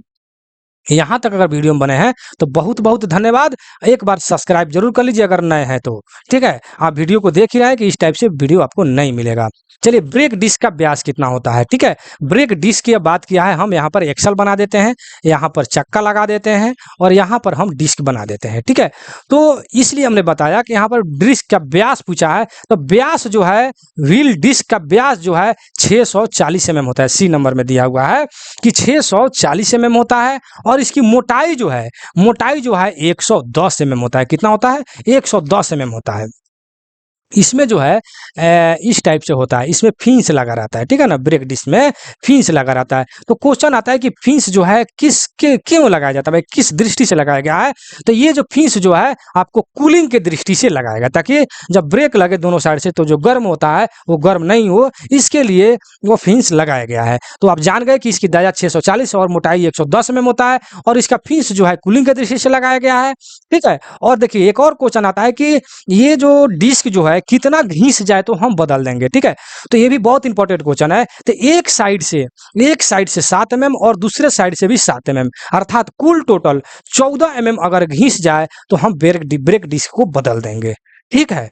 और एक और क्वेश्चन आता है कि व्हील के इनर फेस और व्हील डिस्क के बीच की दूरी कितना होता है? ये होता है 175 mm। कितना होता है? 175 mm। व्हील का इनर फेस और व्हील डिस्क के बीच की दूरी 175 mm। और बीच में जो कहता है कि दोनों डिस्क के बीच की दूरी कितना होता है, तो यह 230 mm होता है। कितना होता है? 230 mm होता है। तो व्हील डिस्क के जितना भी क्वेश्चन था हमने बता दिया। ऊपर मैन्युफैक्चरिंग में 1 नंबर क्वेश्चन में ही हमने बताया कि व्हील डिस्क जो है ग्रे कास्ट आयरन का यह बना होता है। किसका बना होता है? ग्रे कास्ट आयरन का यह बना होता है, ठीक है। तो व्हील डिस्क से जितना भी क्वेश्चन था हमने आपको सामने रख दिया है, ठीक है। उसको आप वीडियो को रोक करके आप उसको कॉपी में लिख लेंगे 100%, ठीक है। बहुत लोग जो है जो 5 मार्च को जो रेलवे बोर्ड का लेटर निकला है एकदम वो सो गए हैं, पढ़ाई नहीं कर रहे हैं, लेकिन उनको एक दिन समझ में आएगा। बहुत लोग जो है पीडीएफ कुछ नहीं पढ़ रहे हैं या कुछ वीडियो नहीं देख रहे हैं कि एग्जाम आएगा तो मतलब कि पढ़ा जाएगा, ठीक है। तो इस पर हम चालाक आदमी का इशारा काफी होता है कि हम एक बात ये कह दें कि अगर आपको कहीं जाना है, स्टेशन पर जाना है, तो जब स्टेशन पर गाड़ी आ जाएगा तब घर से निकलिएगा तो आप गाड़ी नहीं पकड़ पाइएगा। इतना ध्यान में रखिए, ठीक है, कि स्टेशन पर गाड़ी आ जाएगा तब हम घर से नहीं ना निकलेंगे, गाड़ी छूट जाएगा, समझ गए ना। इसलिए कछुआ और खरगोश का कहानी वाला यहाँ पर मैटर होगा। जो इस समझिए तो एक तरीका से ये एक लॉकडाउन हुआ है इस एलडीसी एग्जाम में, यह ब्रेक हुआ है। इस ब्रेक में जो आदमी पढ़ करके मतलब कि रेगुलेटरी जो बनाए रहेगा वही आदमी आगे बढ़ेगा, और जो सो गया है खरगोश की तरह वो पीछा ही रह जाएगा, ठीक है ना। चलिए आप लोग खुद समझदार है, आगे बढ़ते हैं कि कौन 29 नंबर क्वेश्चन है कि एलएचबी कोच में कितने प्रकार के 100 के जरबर लगाए। बहुत इंपॉर्टेंट क्वेश्चन, कितने प्रकार का और कितना में अंतर है, ठीक है, कितने प्रकार का। तो इसके लिए हमको एक बोगी बनाना पड़ेगा, ठीक है, बोगी बनाना पड़ेगा, ठीक है। यहाँ पर हम बोलिस्टर रख देते हैं, ठीक है। तो देखिए यहाँ पर चारों कोनों पर जो 100 के रिजर्वर जो लगाया रहता है वो प्राइमरी वर्टिकल डैम्पर होता है। कौन सा होता है? प्राइमरी वर्टिकल डैम्पर, ठीक है। और यहाँ पर जो दो दो जो लगा रहता है 100 के रिजर्वर, ठीक है, तो ये जो होता है सेकेंडरी वर्टिकल डैम्पर इसको कहा जाता है, ठीक है। और यह बोलिस्टर जो रखा रहता है, बोलिस्टर, इस बोलिस्टर में से एक यहाँ पर डैम्पर लगाया रहता है, इसको हम लोग बोलते हैं लेटर डैम्पर, ठीक है। और यहाँ पर जब कोच को जब हम रख देते हैं कोच को, तो यहाँ से जो है या डैम्पर दोनों तरफ लगा रहता है, ठीक है। तो इसको हम लोग बोलते हैं या डैम्पर। तो आपके क्वेश्चन में है कि एलएचबी कोच में कितने प्रकार के 100 के रिजर्वर मतलब कि डैम्पर लगाया रहता है, तो आप काउंट कर लीजिए, ठीक है। प्राइमरी वर्टिकल डैम्पर 1 हो गया, lateral damper 2, secondary vertical damper 3 और या डैम्पर 4, अर्थात 4 प्रकार का आपको या मतलब 100 के रिजर्वर या डैम्पर भी कह सकते हैं लगाया रहता है। प्रकार अगर पूछता है तो 4 प्रकार और पूछता है तो 4, लेकिन कितना डैम्पर लगाया रहता है एक बोगी में, तो आप काउंट कर लीजिए, चारों कोनों पर 4 गो क्या हो गया? प्राइमरी वर्टिकल डैम्पर, 2 गो सेकेंडरी वर्टिकल डैम्पर हो गया, 4 2 6 हो गया, और एक लेटर डैम्पर हो गया, 7 हो गया, और या डैम्पर 2 हो गया, या डैम्पर 2 हो गया, ठीक है। तो कितना हो जाएगा? 9 हो गया, यानी कुल टोटल जो है 9 डैम्पर होता है एक बोगी में। लेकिन अगर कोच में पूछ दे तो आपको 2 बोगी हो जाता है, तो 2 बोगी जब हो जाता है तो 9 दूना 18 टोटल डैम्पर हो जाएगा, ठीक है। जहां तक विश्वास है कि आप समझ गए होंगे कितने प्रकार का, तो 4, एक बोगी में कितना, तो 9, एक कोच में तो 18, ठीक है ना। जहां तक विश्वास है कि समझ गए होंगे कितने प्रकार का हम अभी बताया कि vertical damper, primary vertical damper 1 हो गया, सेकेंडरी वर्टिकल डैम्पर 2 हो गया, लेटर डैम्पर 3 हो गया, और या डैम्पर 4 हो गया, 4 प्रकार का, ठीक है। लेकिन संख्या अगर पूछता है तो 9 हो जाता है एक बोगी में, और कोच में जो है 18 हो जाता है, ठीक है। चलिए, बहुत हम बोल दिए। चलिए 30 नंबर में एलएचबी कोच में कितने 100 के रिजर्वर, देखिए अब यहाँ आ गया क्वेश्चन कि एलएचबी कोच में कितने 100 के रिजर्वर लगा होता है, अभी हमने बताया 18 को, ठीक है। 31 नंबर में कि 2 कोचों के युग्मन के लिए सबसे महत्वपूर्ण शर्त क्या है? युग्मन मतलब अगर 2 कोच अगर जुड़ रहा है तो उसके लिए महत्वपूर्ण शर्त क्या है? तो देखिए ये नंबर में लिखा है कि दोनों कपलर संरेखन में होना चाहिए। संरेखन का मतलब सीधी रेखा में होना चाहिए, और दोनों कपलर जो एकत्रित सीमा के भीतर होना चाहिए। एकत्रीकरण मतलब कि जो उसका लिमिट जो बनाया गया है, एकत्रितकरण मतलब इकट्ठा जब होने पर उसकी सीमा के भीतर होना चाहिए, ना कि एक दाएं तो एक बाएं, ऐसा नहीं होना चाहिए, ठीक है ना। दोनों एकत्रित सीमा के भीतर होना चाहिए, जो लिमिट है उसके अंदर में होना चाहिए, ठीक है। तो ये हो गया। 32 नंबर क्वेश्चन में क्या करें कि एलएचबी ट्रिप्ट मेंटेनेंस, यानी ट्रिप्ट मेंटेनेंस के बारे में यह क्वेश्चन कर रहा है। चलिए तो हम इसी पर, हम यहाँ पर जगह भी है, यहाँ पर हम आपको बताते हैं ट्रिप्ट मेंटेनेंस क्या होता है, ठीक है। क्योंकि इस पर क्वेश्चन 3-4 क्वेश्चन है, इसके बारे में हम डिटेल आपसे बता देते हैं, ठीक है। यहाँ पर पहले एलएचबी कोच के बारे में लिखा है, एलएचबी कोच का, ठीक है। तो एलएचबी कोच में होता है D1, यहाँ पर होता है D2, और यहाँ पर होता है D3, ठीक है। तो D1 में क्या होता है? आफ्टर एवरी ट्रिप, जो आपके यहाँ पर D1 में दिया हुआ है, ठीक है। तो आफ्टर एवरी ट्रिप, इसी को हम लोग ट्रिप शेड्यूल कहते हैं। क्या लिखिएगा? आफ्टर एवरी ट्रिप, ठीक है, आफ्टर एवरी ट्रिप, ठीक है। और D2 में जो है, ये D2 कितना दिन पर होता है? तो D2 जो होता है 30 दिन प्लस माइनस 3 दिन, ठीक है, 30 प्लस माइनस 3 दिन। और D3 जो होता है 6 माह प्लस माइनस 15 दिन, ठीक है ना, 6 महीना प्लस माइनस 15 दिन। तो इसको लिख लीजिए, आपके क्वेश्चन में है केवल कि एलएचबी कोच का ट्रिप मेंटेनेंस शेड्यूल D1 किया जाता है, तो D1 आफ्टर एवरी ट्रिप इसका आंसर होगा, ठीक है ना। तो यहाँ पर एवरी ट्रिप, यानी जो सी नंबर में जो आप यहाँ देख रहे हैं आफ्टर एवरी ट्रिप वही है, ठीक है, आफ्टर एवरी ट्रिप। तो एक नंबर में D1 D2 D3 समझ गए, ठीक है। अब इसके बाद जो है एलएचबी कोच में D1 D2 के बाद में आता है SS1, SS2 और SS3, ठीक है। तो SS1 जो है आपको होता है 1.5 साल, 1.5 ईयर, उसके बाद में 3 ईयर, और ये हो जाता है 6 ईयर, ठीक है, 6 ईयर। और किलोमीटर में अगर पूछता है तो 6 लाख किलोमीटर, यहाँ पर दूना इसको कर दीजिए 12 लाख किलोमीटर, ठीक है। और ये लिख दीजिए 24 लाख किलोमीटर, ठीक है, लाख किलोमीटर, ठीक है। तो आप याद SS1 1.5 साल, 3 साल, 6 साल, 6 12 24, तो ये सब याद करने का तरीका है। SS1 SS2 SS3 अगर ईयर में पूछता है तो 1.5 3 6, किलोमीटर में पूछता है तो 6 12 24, इस तरह करके याद कर लीजिएगा। तो आप जान गए कि LHB कोच में जो मेंटेनेंस जो होता है, शेड्यूल जो होता है, पहले D1 होता है, D2 होता है, D3 होता है, उसके बाद में SS1 SS2 SS3 का नंबर आता है और कितना दिन पर होता है, ये बात आप समझ गए, ठीक है ना। अब हम चलते हैं ICF में। ICF में, ठीक है ना, ICF में होता है ए शेड्यूल, बी शेड्यूल और सी शेड्यूल। तो ए शेड्यूल में भी ICF में आफ्टर एवरी ट्रिप होता है, आफ्टर आफ्टर एवरी ट्रिप। आप लिख लीजिएगा, स्क्रीन पर लिखना उतना मुश्किल होता है, ठीक है ना। और ए शेड्यूल जो होता है 30 दिन पर होता है, तो कितना दिन पर, 30 दिन प्लस माइनस 3 होता है, ठीक है। और सी शेड्यूल जो होता है आपको 6 माह पर होता है। कितना दिन पर होता है, 6 माह पर होता है, ठीक है। तो आप इसको याद कर लीजिएगा। उसके बाद में इसमें होता है IOH POH, ठीक है, IOH और POH, ठीक है, इंटरमीडिएट ओवरहॉलिंग, और POH जो होता है पीरियोडिक ओवरहॉलिंग।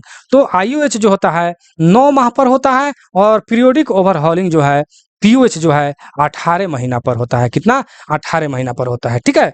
तो अब आप कहिए कि नहीं सर 1 साल पर भी होता है, ठीक है। तो 1 साल पर जो न्यू होता है, न्यूली बेल्ट, उसको बोलते हैं न्यूली बेल्ट, ठीक है। जो न्यू होता है उसको जो है हम लोग 12 महीना और 24 महीना होता है। IOH 12 महीना और POH जो है 24 महीना पर होता है। तो न्यूली बेल्ट, और एक होता है OCB other coaching vehicles, other coaching vehicles, newly belt और अदर कोचिंग व्हीकल्स। इसका जो है IOH जो है 12 महीना पर और POH जो है 24 महीना पर, अर्थात 1 साल पर किया जाता है, ठीक है। तो ये भी आप समझ गए, लेकिन यहाँ पर आपका कंफ्यूज है कि OCB जो है ये कौन सा कोच है, अर्थात अदर कोचिंग व्हीकल जो है ये कौन सा कोच है, ठीक है। तो ये जो है OCB में आप लिख लीजिए, उतना मन नहीं लिख पाएंगे। Parcel van, brake van, saloon van, inspection car, power car, pantry car, chair car, ये सभी जो है OCB के अंतर्गत आता है, अर्थात अदर कोचिंग व्हीकल्स इसको बोलते हैं, ठीक है। इसका IOH जो है आपको 12 महीना पर और POH जो है 24 महीना पर होता है, और न्यूली बोल्ट का भी वही हाल है। बाकी चीज को हम तो बता ही दिए, ठीक है। हमको जहां तक विश्वास है कि आप समझ गए होंगे, अच्छे ढंग से समझ गए होंगे, और इसको कॉपी में नोट भी आप करेंगे, ठीक है। तो ये तो क्वेश्चन आपका हो गया D1 वाला। चलिए SS1 टू SS2 भी हम बता दिए, ठीक है। SS3 देखिए 34 नंबर क्वेश्चन में हम अभी बताए हैं, ठीक है। चलिए, और 35 नंबर क्वेश्चन में भी चलते हैं। LHB कोच में व्हील बेस कितना होता है, ठीक है। चलिए, इसको भी पूरा डिटेल में आपको हम समझा ही देते हैं। 35 नंबर LHB कोच में व्हील बेस कितना होता है 35 नंबर में आपको, तो देखिए यहाँ पर 2560 दिया है, ठीक है। और पहले हम समझते हैं कि व्हील बेस और व्हील गेज है क्या, ठीक है। तो हम यहाँ पर पहले एक बोगी बनाते हैं, ठीक है, और यहाँ पर जो है हम चक्का लगा देते हैं, ठीक है, चक्का लगा देते हैं, ठीक है, चक्का। तो देखिए व्हील गेज किसे कहते हैं, तो दोनों एक ही एक्सल पर दोनों व्हील के बीच की दूरी को व्हील गेज कहते हैं, जो ऊपर क्वेश्चन मिला था। हम आपको डिटेल में बताएं कि व्हील गेज जो है 1600 प्लस माइनस 1 LHB में होता है, और ICF में 1600 प्लस 2 माइनस 1 होता है। ऊपर पूरा डिटेल में बताएं, वीडियो को बैक करके आप देखिए, ठीक है। तो क्या होता है, दोनों व्हील के बीच की दूरी को व्हील गेज कहते हैं। क्वेश्चन आता है कि व्हील गेज कब मापते हैं, तो ऑफलोड कंडीशन में मापते हैं। ऑफलोड कंडीशन का मतलब खाली रहेगा तब, ठीक है। तो ये होता है 1600 प्लस 2 माइनस 1, ठीक है, ये ICF के लिए। और LHB के लिए जो होता है 1600 प्लस, यहाँ पर लिख हम देते हैं 1600 प्लस माइनस 1, ये LHB के लिए हो गया, ठीक है। तो ये हो गया व्हील गेज। और व्हील बेस किसे कहते हैं, तो एक ही बोगी में, एक बोगी में दोनों जो एक्सल होता है वो दोनों सेंटर लाइन के अगर बीच की दूरी अगर मापा जाए, दोनों एक्सल के बीच की दूरी सेंटर टू सेंटर, उसी को हम व्हील बेस कहते हैं। तो यहाँ पर आपके क्वेश्चन में कि LHB कोच का व्हील बेस किसे कहते हैं, तो कितना होता है, तो 2560। तो LHB के लिए 2560 होता है। और वहीं ICF के लिए अगर बात कर दें, ICF के यहाँ पर हम लिख देते हैं ICF के लिए, तो ICF के लिए 2896 mm होता है, ठीक है ना, 2896 mm होता है, ठीक। तो ICF के लिए 2896, LHB के लिए 2560 होता है। तो आप यहाँ पर व्हील गेज और व्हील बेस के बारे में आप समझे, अंतर समझे कि दोनों एक ही एक्सल पर दोनों चक्के के बीच की दूरी को व्हील गेज कहते हैं, और दोनों एक्सल, एक बोगी में दो एक्सल जो होता है दोनों के सेंटर से अगर दोनों एक्सल के बीच की दूरी अगर मापेंगे तो वही व्हील बेस होता है, जो एलएचवी में 2560 और आईसीएफ में 2896 mm होता है। ठीक है ना, जहां तक विश्वास है कि आप समझ गए होंगे, बहुत ही अच्छे तरीके से समझ गए होंगे। ठीक है, क्योंकि इस तरह का से आपको हर वीडियो में नहीं मिलेगा। ठीक है, चलिए 36 नंबर का कंटेनर बोगी प्रकार का आपको एलसीसीएफ सी ट्रॉली के रेल स्तर से साइड फ्रेम की अधिकतम ऊंचाई कितना। देखिए ये जो है आपको क्या बोलते हैं, रटने वाला डिजिट है, एकदम याद कर लीजिए। ठीक है ना, तो आपको ये जो है 786 mm होता है। ठीक है, 37 नंबर में बीएलसी बैगन में सेंटर लाइन बैगन की सोल बार की चौड़ाई कितना होता है, तो ये जो है 2100 mm होता है। कितना होता है, 2100 mm बीएलसी बैगन में सेंटर लाइन बैगन पर सोल बार की चौड़ाई। ठीक है, 2100 mm। ठीक, आगे बढ़ते हैं 38 नंबर क्वेश्चन में। 38 नंबर क्वेश्चन में क्या कह रहा है कि कंटेनर को उठाने की स्वचालित एटीएल, ठीक है, automatic twist lock, automatic twist lock ATL, ATL full form आता है इसका लिखने के लिए। ठीक है, एटीएल पर कंटेनर उठाने के लिए आवश्यक बल, देखिए यहाँ पर उठाने के लिए कह रहा है, तो उठाने के लिए आपको जो है 1000 केजी का बल लगाना पड़ेगा। ठीक है, लेकिन ऊपर से जब कंटेनर को रखते हैं, जब उसमें फंसता है एटीएल में, तो इसके लिए 600 केजी का प्रेशर लगेगा तो वो फंस जाएगा, लेकिन उठाने के लिए 1000 केजी का प्रेशर लगाना पड़ेगा। ठीक है, चलिए 39 नंबर क्वेश्चन में क्या कह रहा है कि बीएलसी बैगन में कितने लोड साइड बैरियर लगा होता है। ठीक है, तो ये 4 होता है। ठीक है, साइड बैरियर कितना होता है, 4 होता है। ठीक, एक बोगी में दोनों साइड और फिर एक बोगी में दोनों साइड, 4 हो गया। चलिए अब आ जाता है बी एफ के आई ए आयाम कितना होता है। ठीक है, बी एफ के आई का ए आयाम कितना होता है। ठीक है, तो देखिए ये क्वेश्चन बी एफ के आई वाला बहुत कम पूछता है। ठीक है, ए आयाम, फिर भी हम सबका लिख देते हैं। ठीक है, ताकि आप याद कर लेंगे। 40 नंबर क्वेश्चन में इधर जगह तो नहीं है, हम यहीं पर सब लिखते हैं। ठीक है, इस कॉपी कलम रेडी कीजिए और लिख लीजिए, नहीं क्योंकि इस तरह का आपको क्वेश्चन एक जगह आपको नहीं मिलेगा। ठीक है, हम चलते हैं आईसीएफ से, चलते चलते हम गुड्स में भी चले जाएंगे। ठीक है, तो चलिए आईसीएफ का ए डायमेंशन, ठीक है, ए डायमेंशन कितना होता है, आईसीएफ आईसीएफ आईसीएफ का कितना होता है ए डायमेंशन, तो 22 ± 2, देखिए यहाँ पर लिखा गया, इसकी को बना दीजिए 20। ठीक है, 20 होता है। ठीक है, लेकिन कहिएगा कि नहीं सर हमने देखा है कि 22 ± 4 जीरो भी होता है। ठीक है, तो आईसीएफ में जो देखिए यहाँ पर आईसीएफ में जो हाई स्पीड कोच होता है, जैसे कि राजधानी, शताब्दी, दुरंतो, जितना भी हाई स्पीड कोच है उसमें होता है 22 ± 40। ठीक है ना, याद रखिएगा। आईसीएफ का अगर पूछते डायरेक्ट आईसीएफ का डायमेंशन कितना होता है, तो 22 ± 20, और आईसीएफ अगर हाई स्पीड कोच रहे तो 22 + 4 - 0। ठीक है ना, समझ गए, इसको हम छोड़ देते हैं। अब हम चलते हैं गुड्स में। ठीक है, तो कैसनोव बोगी जो होता है, यहाँ पर हम डायरेक्ट लिखते हैं कैसनोव और बीएलसी और बॉक्सेन। ठीक है, बॉक्सेन, कैसनोव, बीएलसी, बॉक्सेन, इसका कितना होता है ये डायमेंशन पूछता है, तो 70 ± 20। ठीक है, ±20। ठीक है, और बोबरेन का थोड़ा सा अलग हो जाता है, BOBRN, बोबरेन का कितना होता है, तो 27 ± 20। ठीक है ना, और उसके बाद में आपका जो क्वेश्चन में जो है BFKI, ठीक है, BFKI का कितना होता है, तो 60 प्लस, यहाँ जो सी नंबर में दिया है 60 + 2 - 0 होता है। ठीक है, 60 ± 20 होता है। ठीक है, तो ये हो गया आपका ए डायमेंशन, हम आपको डिटेल पूरा हम बता दिए। ठीक है, अब हम चलते हैं इसी का ई डायमेंशन। ठीक है, तो ई डायमेंशन जो है हम डायरेक्ट इसी तरह बता देंगे कि कोचिंग स्टॉक के लिए ई डायमेंशन जो है आपको 375 ± 25 होता है। ठीक है, कोचिंग स्टॉक के लिए, और गुड्स स्टॉक के लिए हम डायरेक्ट इसी तरह सभी गुड्स के लिए मैं बता, ऑल टू ऑल, चाहे कैसना वो बीएलसी, बॉब्सन, बोबरेन, बीएफकेआई जो भी है, उस सब के लिए ई डायमेंशन जो है कितना होता है, तो वो हो जाएगा 575 ± 25। ठीक है, तो ई डायमेंशन और ए डायमेंशन भी समझ गए, जहां तक विश्वास है कि आप समझ गए होंगे, पूरा हम डिटेल में आपको बता दिए। ठीक है, आगे हम बढ़ते हैं कह रहा है 41 नंबर क्वेश्चन में, बहुत ज़्यादा लंबा वीडियो हो गया नहीं भैया, चलिए थोड़ा सा हम तेजी बनाते हैं। 41 नंबर में कि बीएलसी वैगन में खाली लोड बॉक्स के स्थान पर किस उपकरण का हम लोग प्रयोग करते हैं, तो एलएसडी का प्रयोग करते हैं, लोड सेंसिंग डिवाइस।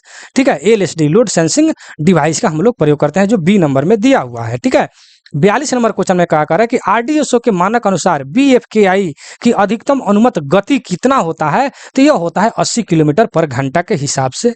42 का जो है 80 नहीं, इसका जो है अभी मिस्टेक थोड़ा सा, कभी कभी इसी तरह कुछ बोला जाता है ना, तो कमेंट आने लगता है, लेकिन ये नहीं लोग समझता है कि कभी कभी गलत बोला जाता है। ठीक है ना, तो 42 का जो है ए होगा, 75 किलोमीटर पर घंटा होता है के आई का अधिकतम गति। ठीक है, चलिए 43 नंबर क्वेश्चन में क्या कह रहा है कि बीएलसी ट्रॉली सामग्री विशिष्टता क्या है। इसका विशेषता, ट्रॉली का विशेषता यह है कि वह कास्ट स्टील का बना होता है। ठीक है, विशेष कोई विशेषता नहीं होता है। ठीक है, आगे बढ़ते हैं। 44 नंबर में कह रहा है कि भार वितरण के समय केंद्र धुरी पर भार का प्रतिशत कितना होता है। बहुत इंपॉर्टेंट क्वेश्चन है। एक क्वेश्चन आपसे कह रहा है कि जो एक्सल होता है, ठीक है, एक्सल जो होता है उसके मध्य में कितना मतलब कि वजन पड़ता है। तो जो भी कोच हो चाहे बैगन हो, इसका जो भी वजन आता है, जान ही रहे हैं कि साइड में आता है, यहाँ पर जो यहाँ पर बैरिंग होता है वहां पर टोटल वजन होता है। ठीक है ना, लेकिन उसका इस तरह क्वेश्चन है कि वर्टिकल जो ऊपर से जो दबाव होता है कोच व बैगन हो, उसका कुल भार का कितना प्रतिशत एक्सल के मध्य में पड़ता है, तो मात्र 10%। ठीक है, कितना, 10%। ठीक है, तो एक्सल के मध्य में जो है कितना पड़ता है, 10%। ठीक है, बहुत इंपॉर्टेंट क्वेश्चन है। चलिए आगे बढ़ते हैं। क्वेश्चन नंबर 45 में क्या कर रहा है कि बीएलसी वैगन की बी कार के लिए ओवर स्लैंग ड्रेस ड्राइवर की लंबाई। देखिए पहले बी कार समझिए कि बी कार है क्या। ठीक है, तो देखिए बीएलसी वैगन जो है एक यूनिट में जो है, देखिए हम 1 2 3 4, ये हो गया 5। ठीक है, तो बीएलसी के एक यूनिट में 5 कार होता है, जिसमें दोनों बाहर वाले को हम ए कार बोलते हैं और बीच वाला को 3 को जो बच गया उसको हम बी कार बोलते हैं। कितना, बी कार बोलते हैं। ठीक है, तो इसमें कह रहा है कि बी कार के ओवर स्लैंग ड्राइव। तो ध्यान रखिएगा, क्वेश्चन आता है कि एक रेक में नहीं, एक यूनिट में बीएलसी के एक यूनिट में कितने बी कार होते हैं, तो कितना हो गया, 1 2 3, यानी 3 बी कार हो गया, और ए कार कितना हो गया, तो 2 हो गया। ये बात तो आप समझ गए। एक और इसे क्वेश्चन आता है कि बीएलसी रेक में कितने यूनिट होता है। ठीक है, तो 9 यूनिट का एक रेक होता है, ये 9 यूनिट का एक रेक होता है। तो एक यूनिट में 5 कार हो गया, तो 9 यूनिट में कितना कार हो जाएगा, 45। 9 पचे 45, यानी 45 जो है कार का एक रेक हो जाएगा, यूनिट जो है 9 हो जाएगा, और ए कार बी कार तो आप समझ ही गए। अब हम चलते हैं आपके क्वेश्चन पर। ठीक है, तो कह रहा है बीएलसी वैगन की बी कार के लिए ओवर स्लैंग ड्रेस वार की लंबाई, यहाँ पर लंबाई केवल पूछ रहा है कितना होता है, तो सी नंबर में जो आप देख रहे हैं कि 13,165 mm होता है, जो सी नंबर में दिया हुआ है। आगे बढ़ते हैं। 46 नंबर, बैगन की खाली या लोड की गई स्थिति के दौरान ब्रेक पावर अनुपात को कम करने या बढ़ाने के लिए बीएलसी कंटेनर बैगन में कौन सा डिवाइस लगाया गया है। ठीक है, तो इसमें एलएसडी लोड सेंसिंग डिवाइस लगाया गया है। ठीक है, ये कोई इंपॉर्टेंट क्वेश्चन है, बार बार रिपीट होता है। 47 नंबर में, twin pipe air brake system में चार्ज किए गए ऑक्सिलरी रिजर्वायर जलाशय का प्रेशर कितना होता है। ठीक है, तो यहाँ पर देखिए 6 केजी, हम ऊपर कई बार बताए हैं कि एआर एंड एफपी मतलब फीड पाइप का 6 केजी होता है, सीआर एंड बीपी यानी ब्रेक पाइप का कितना होता है, तो ये 5 केजी पर सीएम स्क्वायर होता है। ठीक है, आगे बढ़ते हैं। क्वेश्चन नंबर 49 कह रहा है कि बॉक्सन एचएल बैगन में कितने एपीएम होता है, कितना एपीएम होता है। ठीक है, तो कितना एपीएम होता है, मात्र 1 होता है। ठीक है, और एपीएम का फुल फॉर्म जो है पूछ लिया जाता है। ठीक है, एपीएम का, तो एपीएम का फुल फॉर्म होता है automatic pressure modulator, automatic pressure modulator. ठीक है, याद रखिएगा, बहुत इंपॉर्टेंट क्वेश्चन, इसका फुल फॉर्म पूछा जाता है एपीएम का, ऑटोमेटिक प्रेशर मॉड्यूलेटर। ठीक है, तो ध्यान रखेंगे। तो कितना लगा रहता है, मात्र 1 ठो लगा रहता है। ठीक है, 49 नंबर में क्या है कि बीएलसी कंटेनर रेक में एक इकाई में कितने बैगन होता है। अभी हमने बताया कि 5 होता है, एक यूनिट में कितना होता है, 5 होता है, जिसमें ए कार 2 होता है और बी कार 3 होता है। ठीक है, और एक रेक में कितना यूनिट होता है, तो 9 होता है, और टोटल कार जोड़ दिया जाए तो 9 पचे 45 कार हो जाएगा। ठीक, आगे बढ़ते हैं 50 नंबर क्वेश्चन में कि मूल स्टेशन पर, मतलब कि ओरिजिनेटिंग स्टेशन कह रहा है ओरिजिनेटिंग स्टेशन पर जो है क्लोज सर्किट रे की जारी करने वाले न्यूनतम ब्रेक पावर। तो ओरिजिनेटिंग स्टेशन जो होता है, मूल स्टेशन पर जो है मतलब ब्रेक पावर 100% होता है किसी भी गाड़ी का, इसलिए कि वहाँ पर मतलब जान ही रहे हैं कि गाड़ी अभी खुल रही होती है और वहाँ आदमी रहता है, खतरा की संख्या, मतलब बहुत तरह की बातें हम कर सकते हैं। अब बातें नहीं भी कीजिएगा, इतना याद रखिए कि मूल स्टेशन पर 100% उसका ब्रेक पावर प्रतिशत होता है। ठीक है, तो हम जो है यहाँ पर अपना आपका जो है 50 जो है क्वेश्चन को डिस्कस हमने कर लिया है। ठीक है, हम 50 क्वेश्चन का ही वीडियो बनाते हैं और ये वीडियो आपको कैसा लगा जरूर आप कमेंट सेक्शन में लिखिएगा। पूरा हमने डिटेल में प्रत्येक क्वेश्चन को पूरा हम डिटेल में बताए हैं। ठीक है, और आप नए हैं तो 100% सब्सक्राइब कर लीजिए और मुझसे जुड़ने के लिए आप यहाँ पर जो है 96 93 57 14 26 इस पर आप मैसेज कीजिए व्हाट्सएप पे और आप पीडीएफ प्राप्त कीजिए, टेस्ट सीरीज में भाग लीजिए। और आपको याद नहीं होता है जो भी कुछ समस्या है पढ़ाई से संबंधित, वो गाइडलाइन हर तरह से आपको किया जाएगा और अच्छे से अच्छे तैयारी कराया जाएगा, चाहे वो LDC, JE, AWM, AME, ADME, mechanical department का जो टेक 3 जो होता है हेल्पर से टेक 3 के लिए भी, सभी के लिए यहाँ से मटेरियल प्राप्त कर सकते हैं तथा टेस्ट सीरीज में भाग ले सकते हैं। ठीक है, और अच्छे से अच्छे तैयारी कर सकते हैं। ठीक है, तो हम अब वीडियो को यहीं समाप्त करेंगे और जो हमसे जुड़े हैं, अब पढ़ाई को स्टॉप जो किए हुए हैं, उन लोगों को मैं ये बोलूँगा कि पढ़ाई आप चालू कीजिए, पढ़ाई अपना रेगुलर रखिए, टेस्ट में हमेशा भाग लीजिए, क्योंकि जान ही रहे हैं कि टेस्ट में बहुत लोग अपना क्वेश्चन मंगा ले रहे हैं, लेकिन टेस्ट में बनाकर वो लोग नहीं भेज रहे हैं। क्वेश्चन उनके पास जा रहा है लेकिन बनाकर नहीं भेज रहे हैं, इसलिए कि वो जान रहे हैं कि अभी एग्जाम नहीं होने वाला है। लेकिन जिस दिन छोड़ करके इतना देर बाद जब टेस्ट बनाएंगे, उस दिन उनको नंबर बहुत ही कम आएगा, क्योंकि बहुत सारे क्वेश्चन को कंफ्यूज में चला जाएगा। क्योंकि टेक्निकल शब्द, टेक्निकल वर्ड एक ऐसा वर्ड है कि 10 दिन 15 दिन महीना दिन अगर छोड़ दें तो दिमाग से उतर जाएगा, क्योंकि ये सब चीज हम लोग स्टूडेंट लाइफ में नहीं पढ़े हैं, ये सब चीज जो है नया है। तो चालाक आदमी का इशारा काफी होता है। जो मतलब कि इस लॉकडाउन में, यानी एलडीसी का जो पढ़ाई का जो लॉकडाउन है, उसमें अगर जो रेगुलेटरी रखा वहीं आगे बढ़ेगा। ठीक है, तो चलिए मैं वीडियो कहीं समाप्त करता हूँ। अब वीडियो कैसा लगा जरूर कमेंट सेक्शन में लिखिएगा, नए हैं तो सब्सक्राइब जरूर कर लीजिएगा। मैं अपने वीडियो कहीं समाप्त करता हूँ। जय हिंद।